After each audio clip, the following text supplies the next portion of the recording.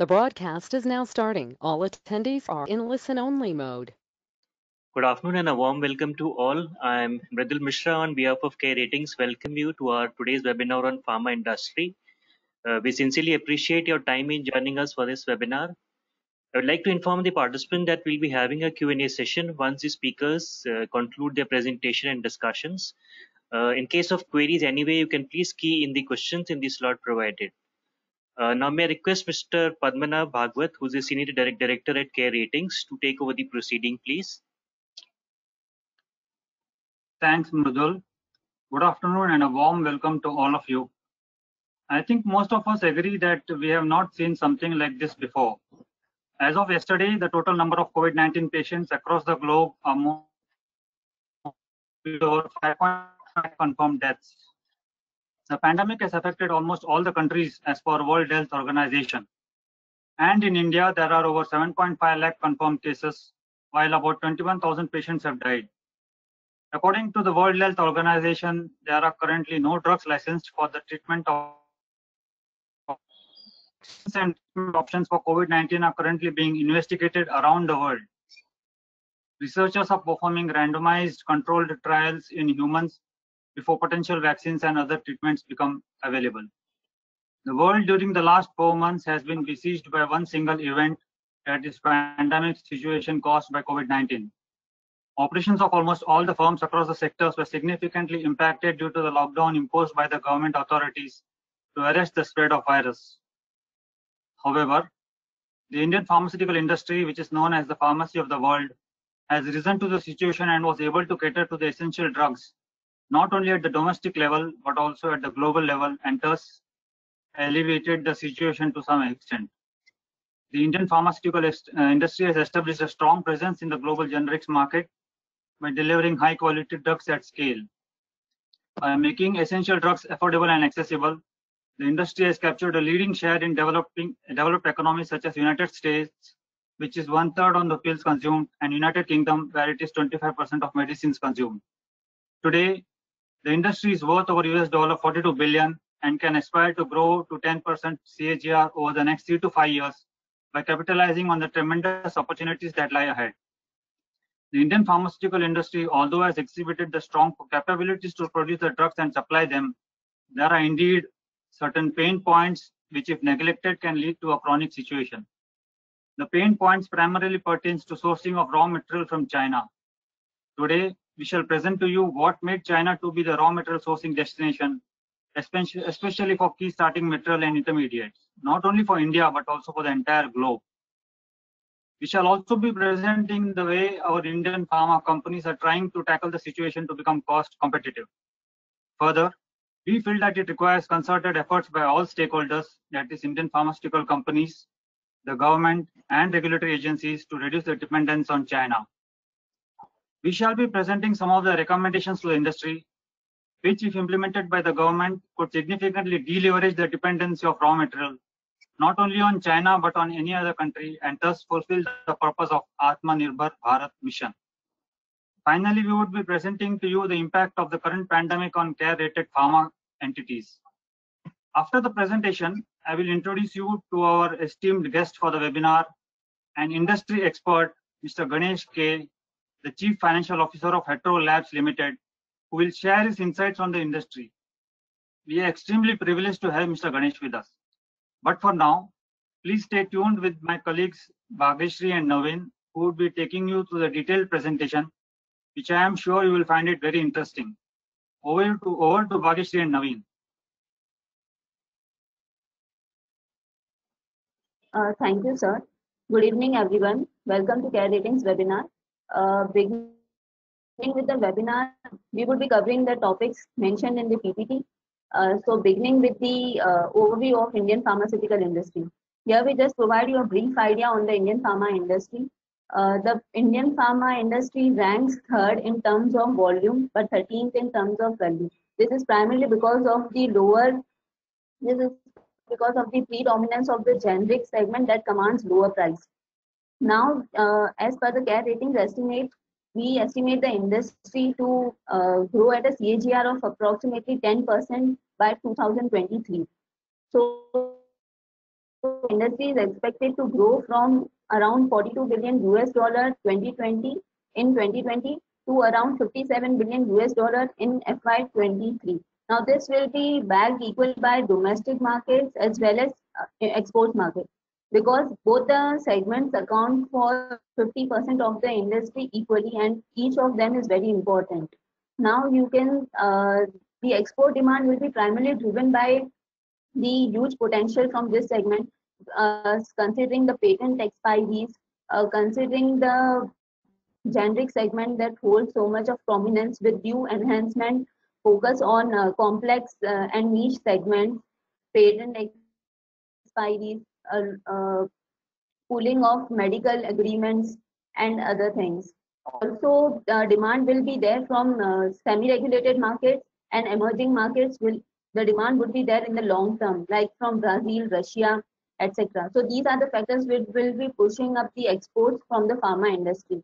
Now, when we talk about the domestic pharma consumption, it will be backed by a few factors like increase in healthcare facilities, increase in health insurance penetration, increase in income from the people, also high level of chronic diseases that is affecting the population of India.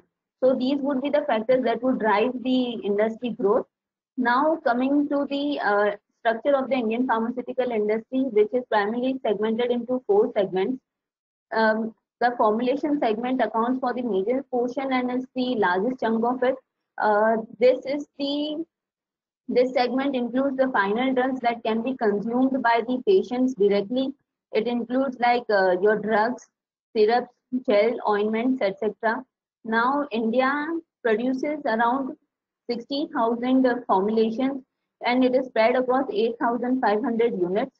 Now, when we talk about API, bulk drugs, these are the inputs that goes into the making of formulations, and these are the ones which produces the therapeutic effect in the human body. These are like 3,000 API manufacturing units in India, producing nearly 1,500 APIs. The CRAMS segment is the contract research and manufacturing services. Here it is like outsourcing of these services at lower cost. And India is considered as a leading center for CRAMS outsourcing. The market size of it is approximately 3 to 5 billion US dollar. Now the biosimilars is the segment of generic version of biological products. The global market is of about around 10 billion US dollar, and India's share is approximately 5%. Moving on to next slide. Here in this slide, we will see the impact of lockdown on the Indian pharmaceutical industry. Here basically we would discuss about the issues that the Indian pharmaceutical industry faced and the way it has managed to go through it. Now, starting with the key issues, the first, the nationwide lockdown was imposed from 25 March 2020 onwards. Post that, the situation in the country has been difficult.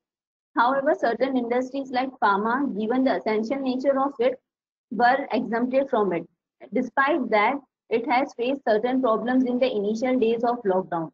Okay, so now when we talk about logistics and packing, it was a problem because the transportation of various products or in for example, in case of pharmaceutical industry, APIs or packing materials required to finalize or pack the formulations were a problem, and transportation issues were there. Also, non-availability of truck drivers. So various problems were there, which created major issues with respect to clearances at port.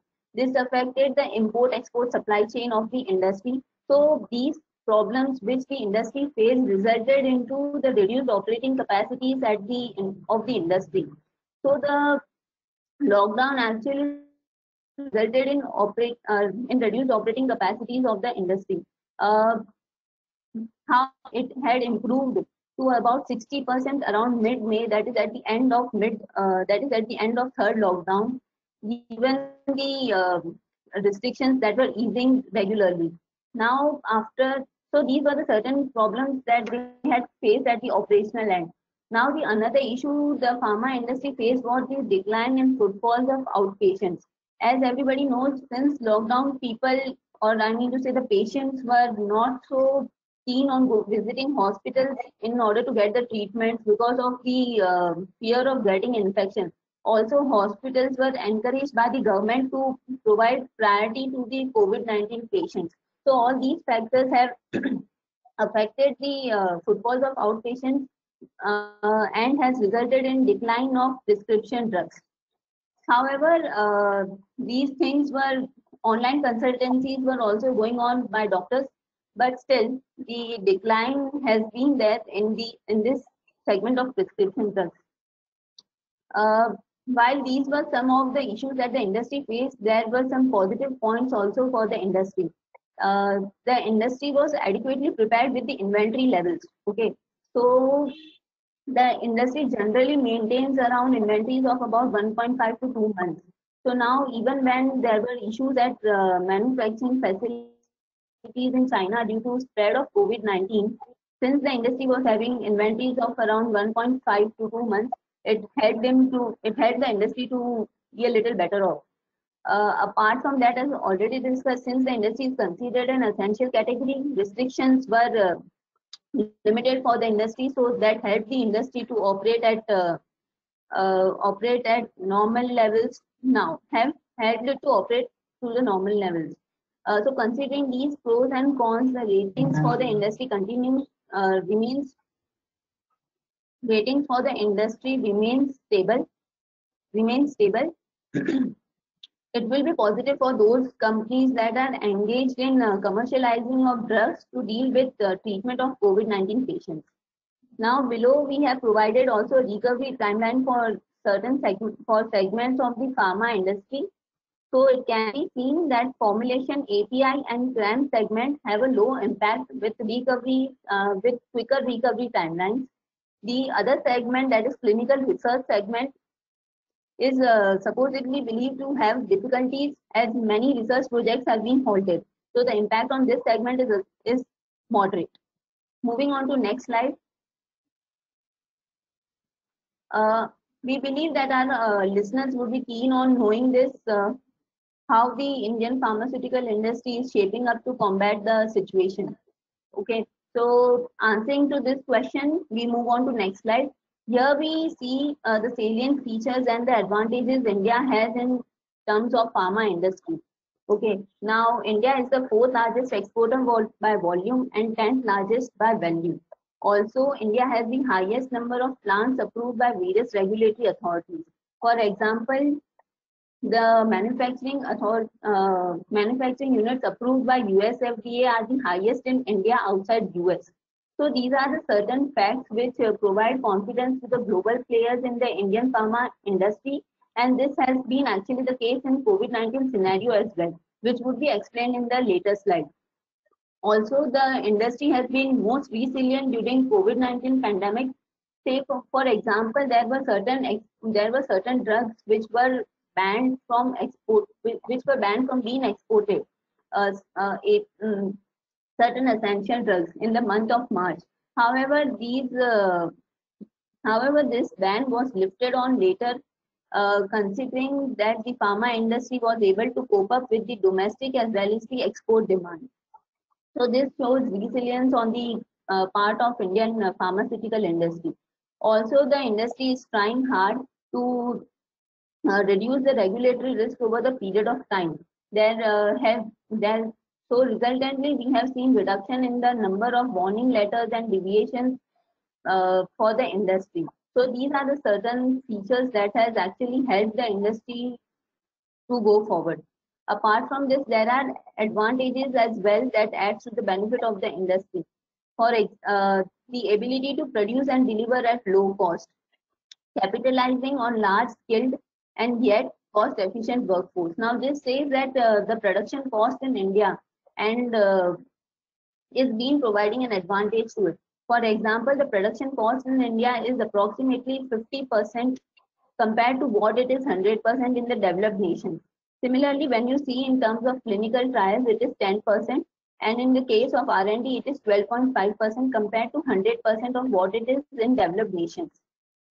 The thrust from government continues. It will be discussed later on in the PPT.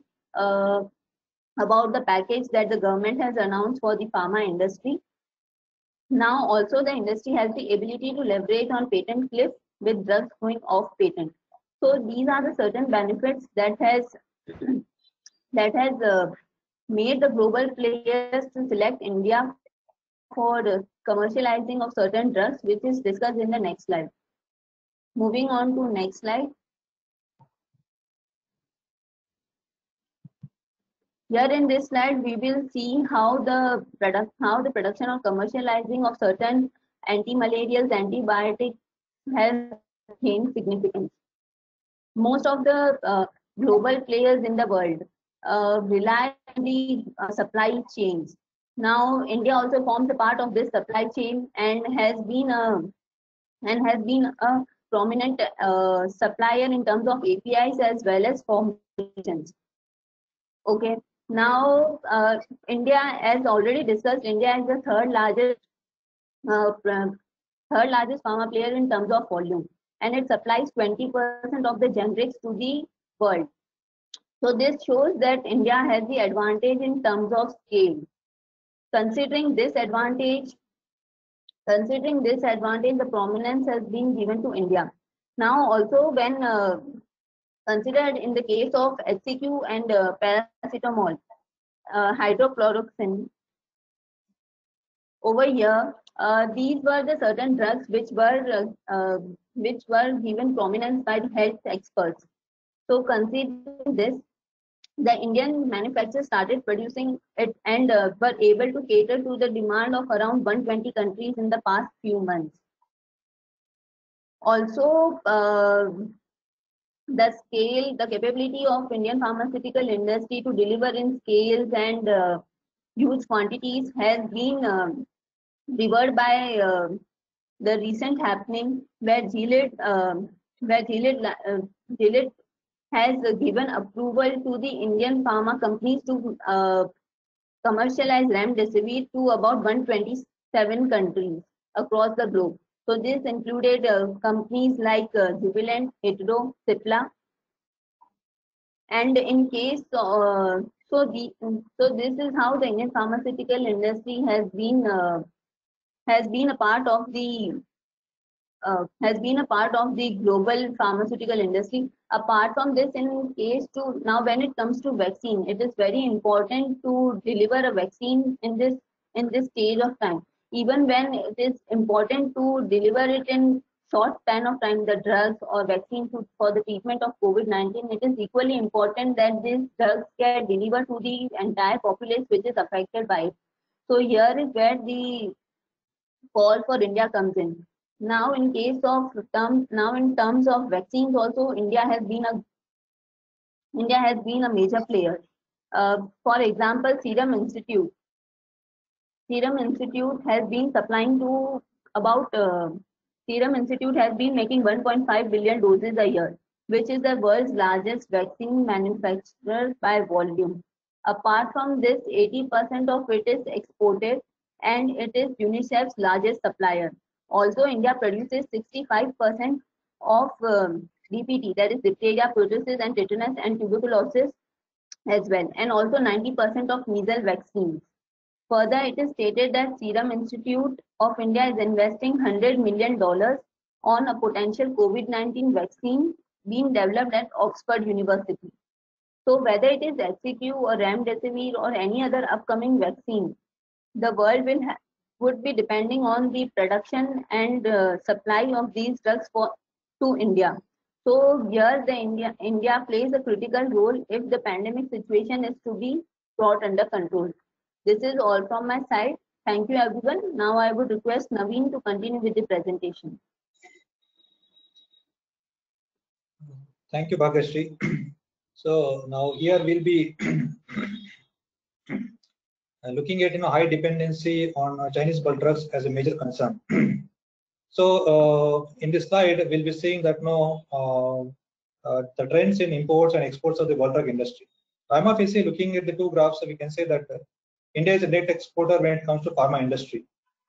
We begin with the trend in pharma exports. The outbound shipment grew at a CAGR of about 5% during FY16 to FY20 to reach the levels of about $20 billion. It is clearly visible from the trend that drug formulation account for about 80%, whereas the remaining 90% is accounted by bulk drugs. And now looking at the trend of the pharma imports, the imports have increased by about 4% from FY16 to FY20, and reaching at the level of about $6.4 billion in FY20 in similar lines of FY19. For this year, the import of bulk drugs and drug intermediates stood at about $3.4 billion. From the trend in imports, it can be observed that the bulk drugs and drug intermediates account for the highest pharma share in the pharma imports, and they account for more than half of the total pharma imports during FY16 to FY20. Just from the segment-wise point of view, trend in imports and exports of the pharma industry, it can be said that bulk drugs and drug intermediates have a larger share in imports compared to that of exports. Now we'll go on to the next slide, where we'll discuss upon the volume and value share of China in imports. This is it's very critical for the current presentation. Here in this slide, we'll see we can see that imports of bulk drugs and drug intermediates more closely. In fact, we will try to see the significance of the China in the bulk drugs and drug intermediates imports and how dependent India is on China. Here there are two charts which show the volume-wise and value-wise dependency of India on China. When we look at the volume chart, it can be seen that the volume of the imports from China contribute about 60%, and total imports in terms of value is about 68%. So whether it's in terms of the volume or value, there is a high geographical concentration risk from one country, which actually is a major concern and threat to the country. The spread of COVID-19 in China and eventual lockdown issued by Chinese government had taken place at the time during which the country is in holiday period actually. And by virtue of experience, the Indian pharma players have procured and kept a buffer stock to meet the requirement for the entire Q4 FY20. Therefore, even though the recovery of the operations of the Chinese units were ramped up gradually, combined with various logistic issues leading to increase in the operational cost, the Indian pharma players were not significantly affected in terms of maintaining the optimum operational levels. However, if the same situation had occurred in any other quarter of the year, then it would have had considerably affected the operations and dented the profitability margins of Indian pharma companies. Now, in the current slide, we shall see develop on the comparative study of bulk drug industry in India vis-a-vis China. So there are we have actually bifurcated into. One is factors which is government factors which are supported by the government, and one more is the operational factors. The first one is that the Chinese government has been providing various incentives and SOPs to the industry, such as subsidized debt, tax, and duty breaks on capital requirement. Whereas when it comes to India, the support from the Indian government towards the industry in terms of providing incentives has remained inadequate, especially towards bulk drug manufacturing companies. Nonetheless, I would like to mention that during recent times, we have seen the government announcing various schemes to tackle the situation, and the same will be discussed subsequently. The corporate tax in China is about 25%, whereas in India is about 30%. The financial institutions lending rates in China is about 4 to 5%, whereas in India it is more than double actually. It's about 10 to 12%. And as per World Bank ease of doing business rankings in 2019, out of 190 countries, China is ranked 46, whereas India is ranked 77th. And the Chinese government for considerable period of the time, this is very important actually, for considerable period of the time has offered industrial land to the industrial enterprises without any consideration in return to or imposed time limit for its usage. This significantly reduced project cost for both greenfield and brownfield projects, and it improves the return on investment. Whereas such kind of policies were not there in India. Rather, adding to the woes, the complex process and the time-consuming nature has overall led to the increase in the project cost and thus lowering the return on investments. Now, coming to the factors affecting the operational efficiency. Actually, in China, the government has developed and nurtured the SEZ with fiscal and tax incentives. Further, the SEZ area in China are large, sprawling thousands of hectares each, and many of these parks derive operational synergy with common effluent treatment plants, R&D, infrastructure, data storage platforms, etc. The above factors help in deriving the benefits for large economies of scale, thus improving the operational efficiency. Whereas in India, we have about 420 SEZ parks, and out of which 14 SEZ parks have been allocated for the Indian pharmaceutical industry. However, these parks are average size is about 300 hectares, which is 5 to 10% of the average size of Chinese SEZs. Now, coming to the labor cost, in China is about $180 to $300 per head per month. It is actually in FY18. Whereas in India, actually it is lower, $90 to $140 per head it is per month. So here actually India derives a little bit of cost competitiveness. And when it comes to technology, infrastructure, language barriers, now these are actually a little bit of inhibiting factors for the China. It has been reported that due to lack of adequate communication skills, the companies have to pay dear price. I mean to say that due to lack of adeptness in communicating things, a few times the deals turned out sour due to mismatch in delivery. Apart from what's mentioned earlier, the language barrier also led to ineffective negotiation deals. Now coming to India, in terms of infrastructure in information technology, India has this advantageous position with many IT companies providing services such as data centers, data management, bioinformatics, and clinical trials.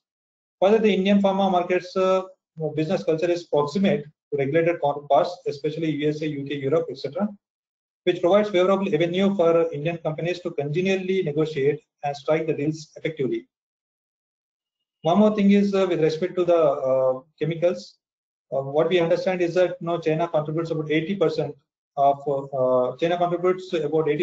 the 200 APIs manufactured across the globe, whereas India has got only about 400 APIs. So there's a significant gap in terms of what China is actually manufacturing and what India is manufacturing. Now in this slide, we shall delineate on the comparison of various parameters in terms of ease of doing business. As per the World Bank Group flagship report, doing business for 2019, it is observed that in terms of the starting the business, the number of procedures, the time it takes to set up the business, and the cost which is involved is very high in India as compared to that of China. Similar trend can be seen in certain aspects of dealing with construction permits and registering property also. In the current slide, we shall present our view on challenges faced by Indian bulk drug industry. One of the major reasons which encapsulates various challenges is inadequate government support. It is observed there is a lack of proactive steps by the government in the area of API focus clusters, large chemical parks, etc. And even the financing options and tax incentives are remained non-lucrative. Now, the approval process for setting up of the manufacturing plant in India is actually very complex and time-consuming. It is said that it takes about 2 to 3 years for setting up of a unit, and number of approvals which is required to obtain is also voluminous. That's about 20 to 25, and the companies have to deal with multiple stakeholders. Now coming to infrastructure, we felt that there are definitely some kind of pharma infrastructure, pharma SEZs such as Ramki Pharma City, Achutapuram, Rote, Parshuram in Maharashtra, Baddi in Himachal Pradesh. But however, these bulk drugs, these SEZs, they are there. Primarily, they are focused upon the formulations, and very few companies, API companies, are located there. So a lot of focus is required in terms of the API here. Apart from what is covered earlier, the complex regulatory along with the price control regime adds to the existing woes. There are multiple regulatory bodies which directly or indirectly frame the rules and guidelines for the pharmaceutical bulk drug industries. This multiplicity at the policy making level can result in inefficiency in allocation of resources and often creates a divided agenda. The challenges pertaining to regulations at times can take longer to resolve due to multiple decision makers. This eventually hurts the industry. Further, DPCO 2013, which is the price control order, has adversely impacted the bulk drug industry as it doesn't allow an increase in selling price linked to the rising cost of production. This has also led to a gradual erosion of bulk drug manufacturing units as pharma players prefer to source low-cost APIs from China. So, as I was telling earlier, that there are certain schemes which recently the government has announced concerning the chronic situation which the industry can lead to. The scheme is that the first scheme is a scheme of promotion of the bulk drug parks for financing common infrastructure facilities for 3 bulk drug with a financial implication of about 3,000 crores for next 5 years. Next is the production linked incentive scheme for promotion of domestic manufacturing critical key KSMs, that is key starting raw materials and drug intermediates and APIs in the country with a financial implication of about 7,000 crores for next 8 years. Now, what are the implications of this announcement to the industry? The scheme will be spread across 3 bulk drugs parks across India with 1,000 crore for each park. The parks will have common facilities like a solvent recovery plant, distillation plant, power and steam utilities, common effluent treatment plants, etc. Means the one which the Chinese government have provided to the Chinese pharmaceutical companies about 15 years back, and now India is realized the importance of it and started implementing the same in India now. The rate of incentive will be around about 20% for fermentation based bulk drugs and 10% for the chemical synthesis based plants. The scheme will reduce the manufacturing cost of bulk trucks in India and the nation's reliance on other countries for the bulk trucks. Now we'll move on to the next slide, wherein now we'll present how actually the industry has been tackling with various issues which the pharma companies have been facing. As the saying goes, where going gets tough, tough gets going. The Indian pharma players really had tough time in honoring their contracts of which they have entered at certain price with various reputed global players while managing to source raw material at competitive prices and keeping operations going while sacrificing the profitability margins. Some of the ways by which they addressed this situation was by way of improving operational efficiency through balancing of lines, improving productivity, setting up of solvent plants, etc.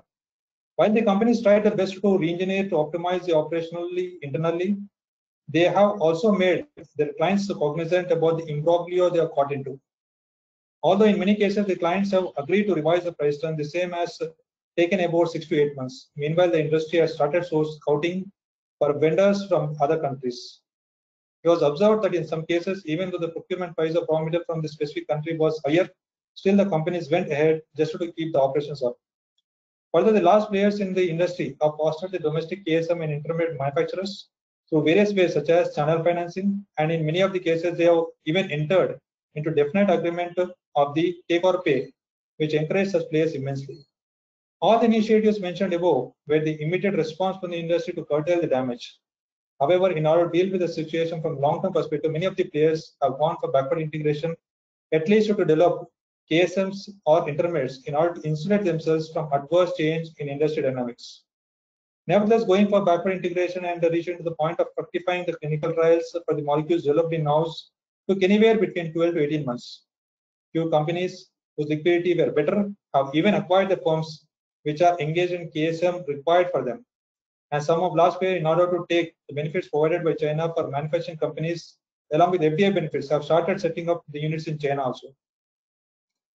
The industry, meanwhile, has also represented their case several times to government.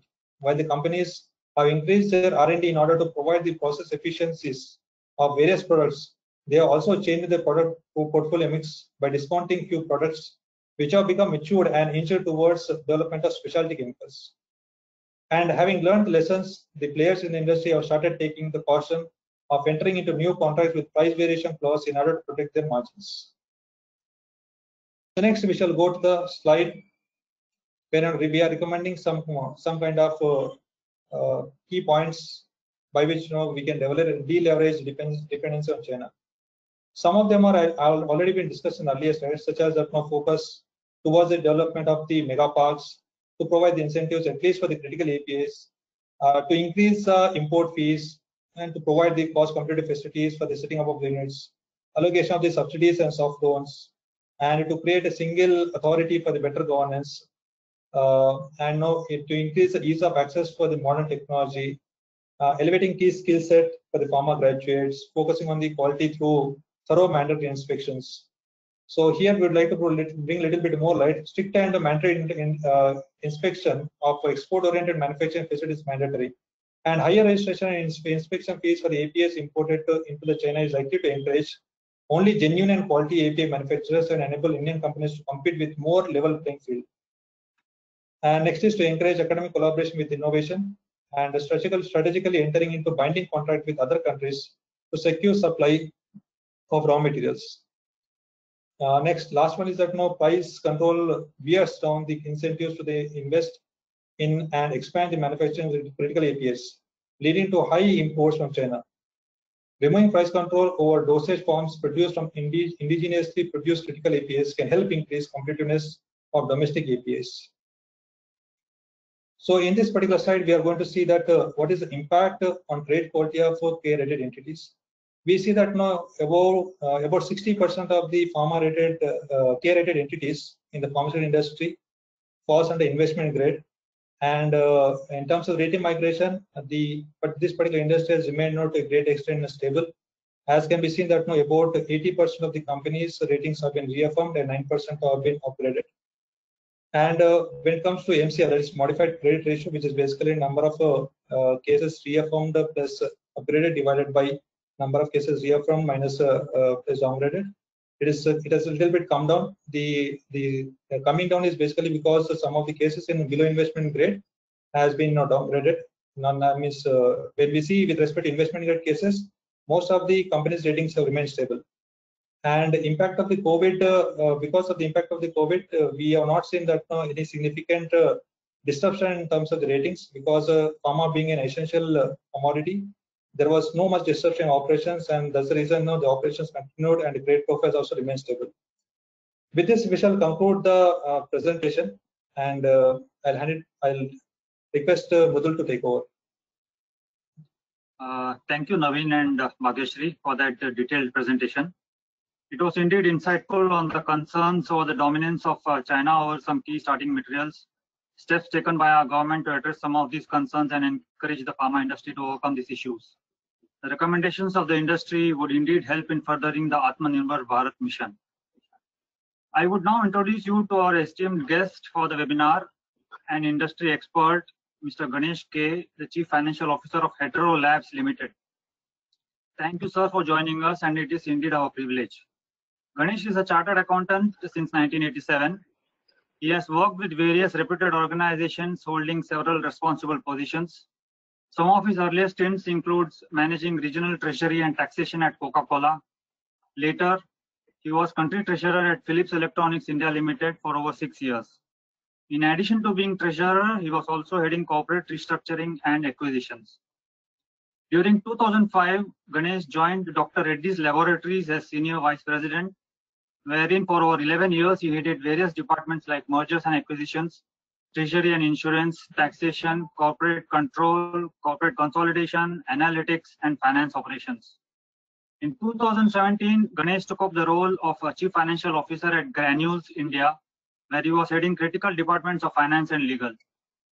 Since May 2019, Ganesh has assumed the role of Chief Financial Officer for Hetero Labs Limited. Hetero Labs is part of the Hetero group of companies, with the parent company being Hetero Drugs Limited. Hetero Drugs is one of India's leading generic pharma companies and the world's largest producer of antiretroviral drugs. Hetero's business includes APIs, generics, biosimilars, custom pharmaceutical services, and branded generics. Hetero has 36 manufacturing facilities located worldwide with 300 plus products encompassing major therapeutic categories such as HIV, oncology, cardiovascular, neurology, hepatitis, nephrology, urology, diabetes, ophthalmology, and immunology. Hetero has presence in over 126 countries. I welcome Ganesh once again, and I am keen to get some answers from the industry expert that he is. Ganesh sir, as we understand, major part of India during the first quarter of current financial year was under lockdown. Consequently, it was observed that demand for number of OPD and prescription drugs could have gone down significantly, although online consultation has bridged the gap to some extent.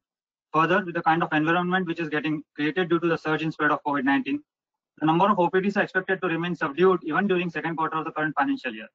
With all these developments, how do you see the growth of Indian pharmaceutical industry panning out, and whether they would achieve a similar growth trend of about 10% during the current year also? Further, I would like to understand that if the COVID-19 has actually accelerated or decelerated the growth of the industry. Ganesh sir? It's a fairly complicated question. Maybe I'll split it into multiple segments. When you look at Q1, April was definitely, I think almost all therapies, there was a negative growth. A little bit of recovery in the month of May, and June numbers, if I look at June, I think there is a positive growth of 2%. But one has to analyze the therapy within that. My understanding, chronic segment is not going to have any degrowth. If at all, there is going to be a marginal growth as far as chronic is concerned. Acute is where there could be a challenge. In terms of acute segment, today patients are actually not going into the hospital. And we need to actually wait and watch how pharma companies focusing on acute, how they are performing in Q1. To me, this is one of the critical things which I personally would actually see when listed entities come out with their Q1 results. To me, like if this COVID continues for some more time, I think it's going to have a significant impact even on the GDP. And when I was just going through Dr. Reddy's annual report, in the MD&A, they predict a global slowdown in GDP, which is consequently going to have an impact negatively on, including the pharma sector. to me, this is my somewhere like, I don't know, if we don't come out of COVID in the next 3 to 6 months, I think in the long run, certain therapies within pharma is going to have definitely could have a negative impact. To me, like another interesting observation, this is my personal point. If you really look at the last couple of months, people have started getting into Ayurvedic, Siddha, and having a better lifestyle, eating habits. I think the more, if people actually like find an alternate to allopathy, specifically Ayurvedic or Siddha medicines, maybe this could be a different type of competitor in the long run. This is my personal feel, because now I see more and more people actually getting educated or trying to understand what our own roots are and what we are actually trying to do for such a pandemic situation. This is actually a very different type of competition which could impact our Indian pharma in the long run. That is very interesting. Sir, how is the investment scenario in research and development in the Indian pharma sector at present? Do you think that the corporates and investors, after looking at the capabilities of Indian pharma companies, are more willing now to fund the research projects, or will they want clear visibility on monetization? Today, actually, I don't see many of the pharmas aggressive on R&D. Like I can go back to my ex-company, Dr. Reddy's. What used to be a double-digit R&D spend on sale has actually like it's slowly actually coming down. And if I look at the top 5 pharma, I'm actually seeing a little bit of a downward trend in terms of R&D financing. Maybe the companies are not getting compensated for the effort they put in for the R&D. I think that this is going to actually impact not only, I think it's going to impact more the patients. I think if companies shy away from R&D, I think the loser is going to be the patient.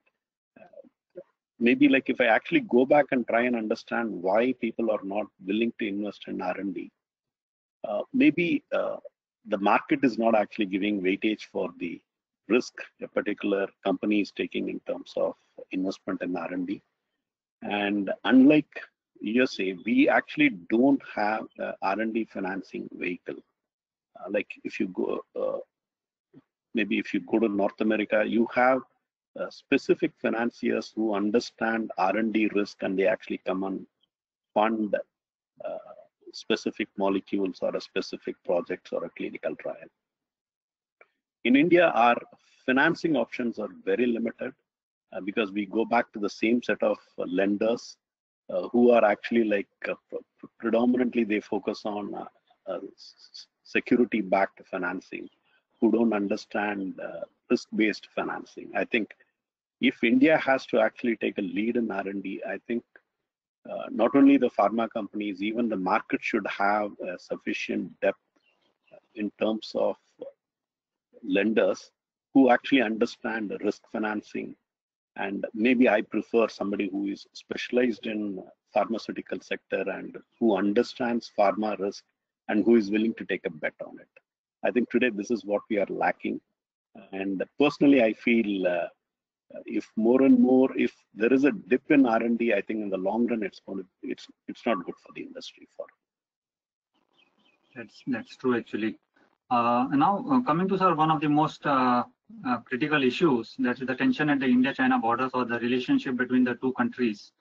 In case of any kind of disruption in the supply of key starting material and intermediates, what is the preparedness of the Indian pharma industry to combat this? I don't think in the short run you can do anything. See, this is an industry which is completely having a lot of regulatory compliance. You cannot just like that change the source of a particular product. And maybe like if there is a disruption, I think we will have to take a hit in the short run. And in your slide, you actually talked about a lot of the total quantity which is actually being imported. There are certain molecules where in terms of quantity, it is pretty voluminous, and we are totally dependent on China, predominantly because of their backward integrated nature of industrial setup.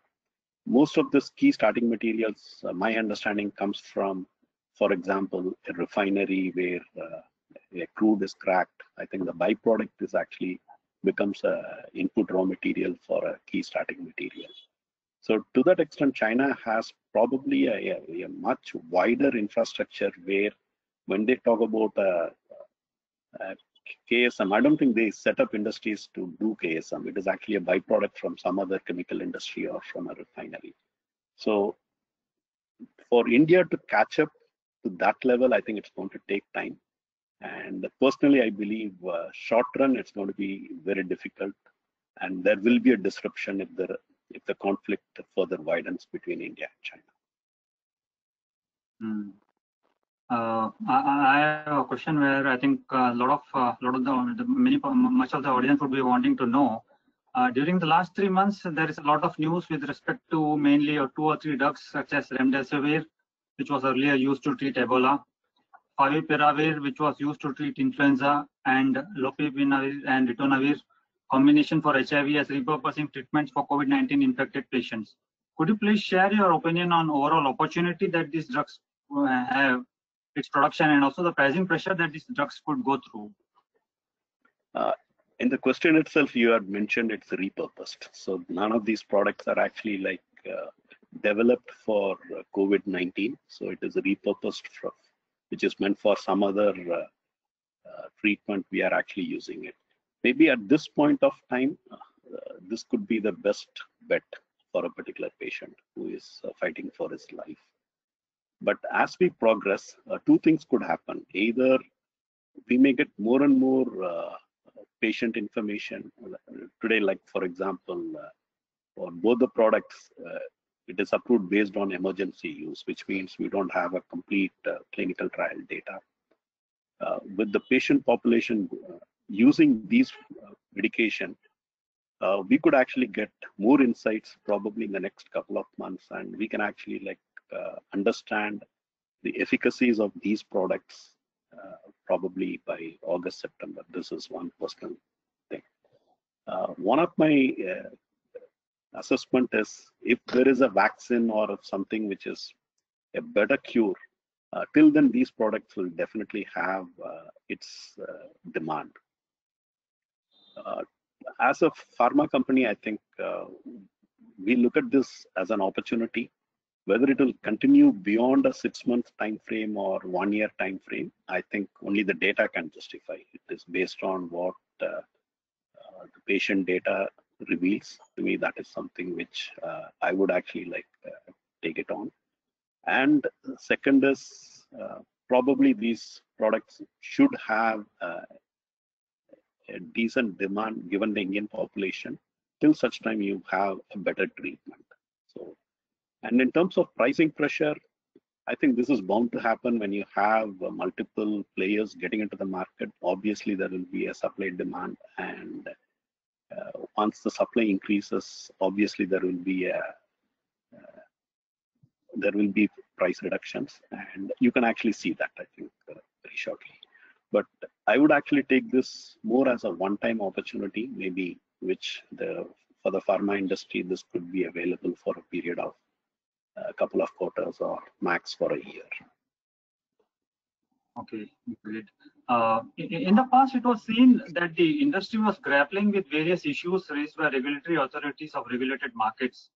In your view, are the regulatory risks ebbing and Indian pharma companies are becoming more adept?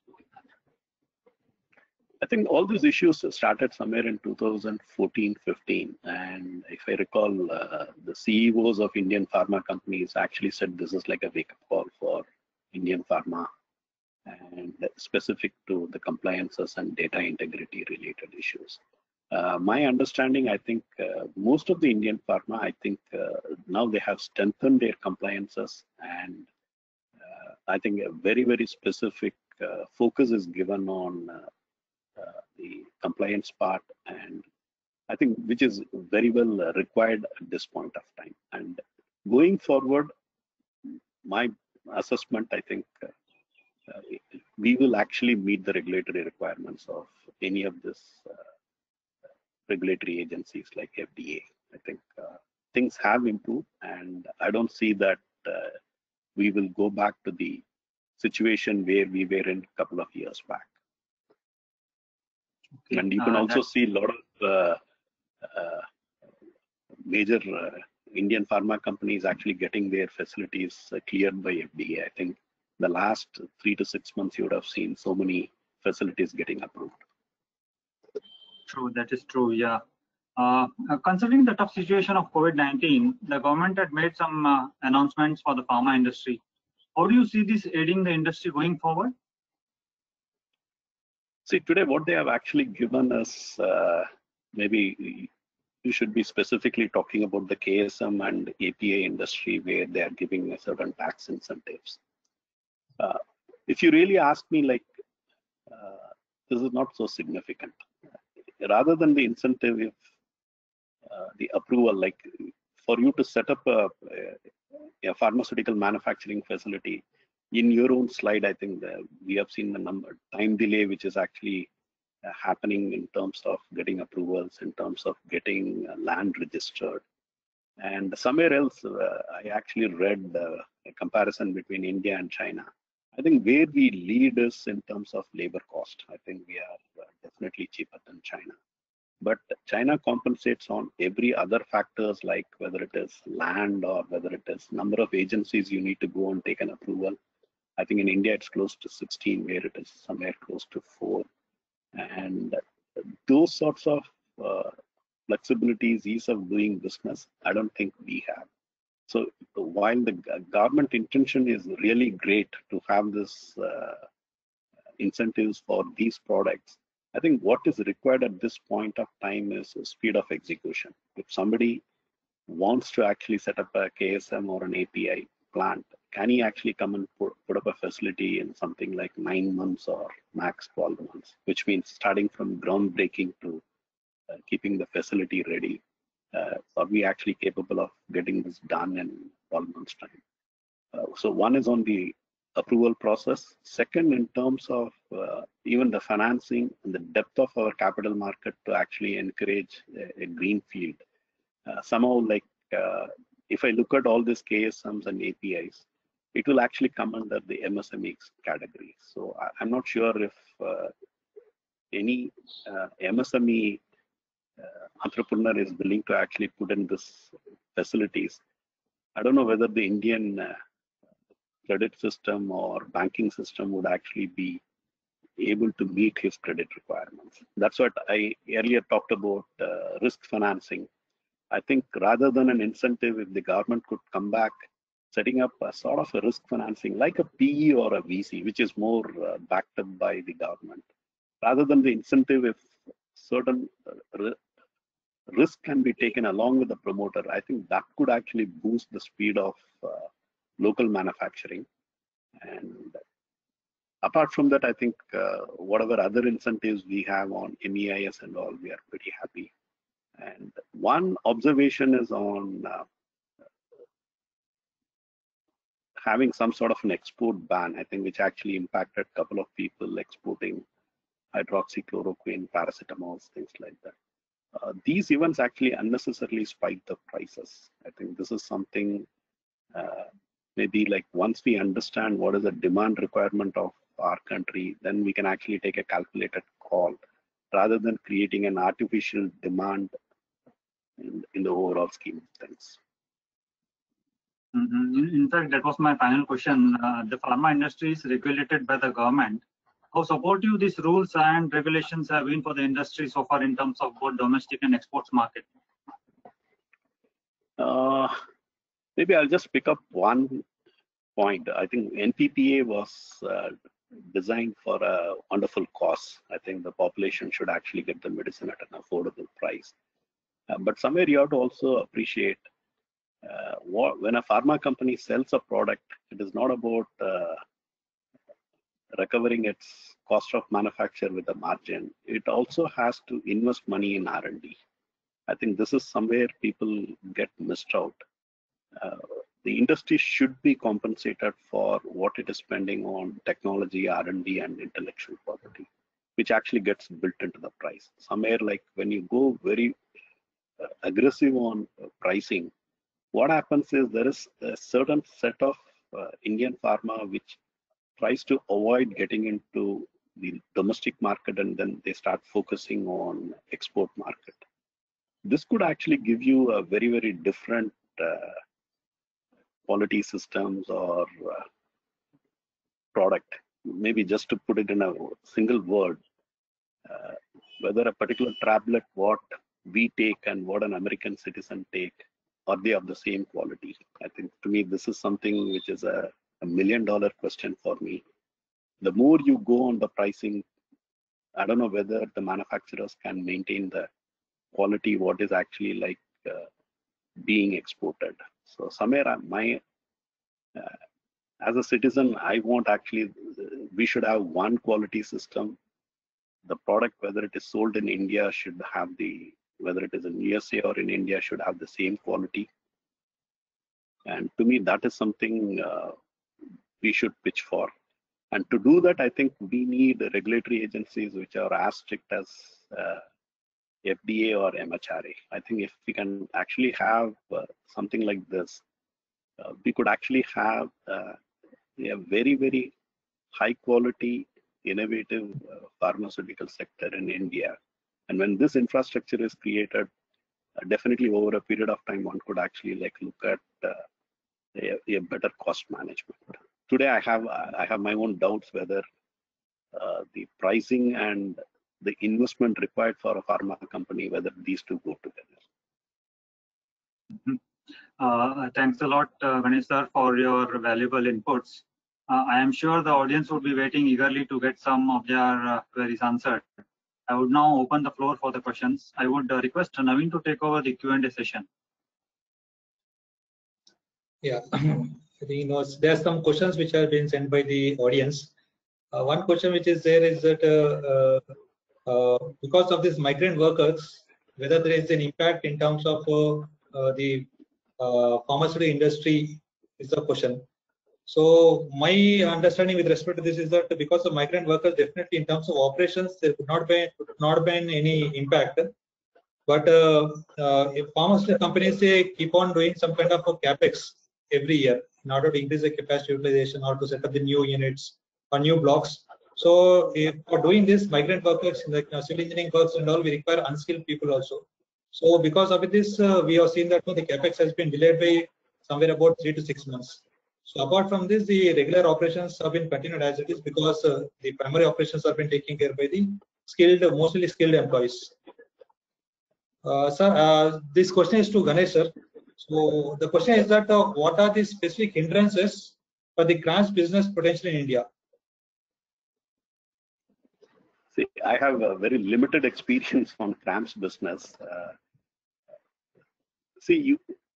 Today what happens is somebody who is in generic business as well as in every other segment, they are unable to succeed in CRAMS. I think when you actually set up a CRAMS, your vision should be that you will actually not get into marketing your own product. To me, this is number one, because otherwise no innovator, no competitor actually would come to you. I think if you're trying to do both together, it works counterproductive. I think the customer won't have confidence with you. Once you have your complete vision set right on CRAMS, today we actually try to mix contract manufacturing as well as contract research. I think somewhere India has gone miles ahead in terms of contract manufacturing, but when it comes to contract research, I don't know, maybe somebody has to clarify whether we have reached that level of expertise when it comes to the CRO activity. CMO, definitely we are there. I think we have reached a pinnacle level. I don't have a doubt on that. But somewhere like when you talk about an integrated research and contract manufacturing with servicing an outsider, I think I would actually put a lot of weightage on people competency, how we are actually developing the competencies and technology within us. I think this is going to be the winning formula. Otherwise, if you're just in CMO, I think every second day there could be somebody who can actually come and snatch your business. So my focus would be more on the technology and the people competency. Sir, here there's one more question. Since majority of the imports are from China and considering the war between China and India, what would be the alternatives we should look at? It's a very difficult question. In fact, February, we had a interactive session with our finance minister, and every industry we had 4 or 5 people representing. And from pharma, we actually highlighted, asking whether, based on the data they have, whether they can actually highlight what is that top 10, 20 products India should focus on indigenizing. If I actually look at the recent circular, what they brought out in terms of certain KSMs, certain APIs where they are actually giving an incentive, I think somewhere some homework has gone into it. So suppose if you could actually, I don't know the reason how they selected this product, but my gut feel, these could be the products which is where we are dependent on China, and if we could actually indigenize these things, we should more or less come out of majority of the issues. But I didn't see few products like paracetamol, for example, where we need to import PAP in a significant quantity, which also has an environment-related issue. So the government was very, very cautious on choosing what sort of product it wants. This is my assessment. And as I earlier mentioned, short run, it's difficult. I don't think there is a very quick alternate. This is not like other industry where you can switch to some other supplier or product overnight, which is not possible. But somewhere we have to have a very rigorous plan that the next 12 months, at least the top 10, 15 products which are actually dependent from China, we should actually indigenize. I think to do that, unfortunately, given our system, the approval is one issue. So whether we can fast track an approval, or whether when it comes to investment, obviously there is going to be a challenge. So unless it should be it's a sort of a teamwork, unless the financial institutions, the regulatory agencies, and the investors, if all put together, then we can definitely tackle at least 20 molecules. We can actually try and see whether we can indigenize. And at least my wish is by end 2021, whatever list they have mentioned, I think that has to be indigenized hook or crook. That's my message. I think, that's it. I think the remaining questions are mostly addressed in the PPT itself. So I think we can conclude the Q&A session. So request Mridul to give the final thoughts. Thank you, Naveen. Thank you, sir. Dear participants, thank you again for taking your time out in being a part of this Care Ratings webinar. We hope the discussion was insightful and look forward to your participation in future also. For any further queries, feedback, or suggestions, please respond in the feedback mail, which will be coming no sooner the webinar end. Goodbye for now. Thank you. Thank you very much, Tom. Thank you, sir. Thanks. Thank you. Thank you, sir.